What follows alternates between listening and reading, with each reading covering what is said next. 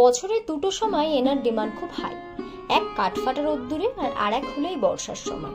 এই ছাতার কিন্তু অনেক কাজ, আমাদের একটুও ভিজতে দেয় না। ট্রেনে ভিড় হবার আগে ছাতাকে ব্যবহার করেই আমরা খুব সহজেই জায়গা দখল করে নিতে পারি।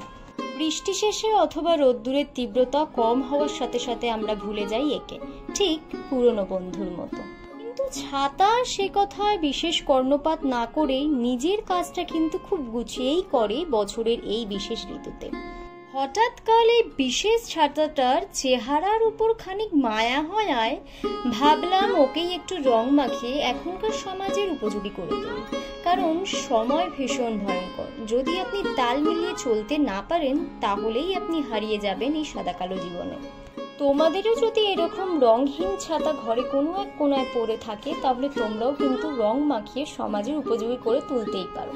যদি তোমাদের ছাতাকেও এরকম আলাদা ভিন্ন এক রূপ দিতে চাও, চাইলেই কিন্তু আমার সাথেও কন্ট্যাক্ট করতে পারো তোমরা। এখন কিন্তু তোমাদের থেকে সেরকম আমি ভালোবাসা আর পাচ্ছি না, তাই আমিও ভালোবাসাটা ঠিক কতটা তোমাদেরকে দেখবো নেক্সট ভিডিওতে কিন্তু সেটাও আমাকে দেখতে হবে।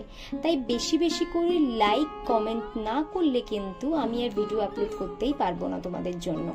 এবার তোমরাই বলো আমার এই পুরনো ছাতাটার মেকওভার তোমাদের কেমন লাগলো। আজ তাহলে যাই, বাই।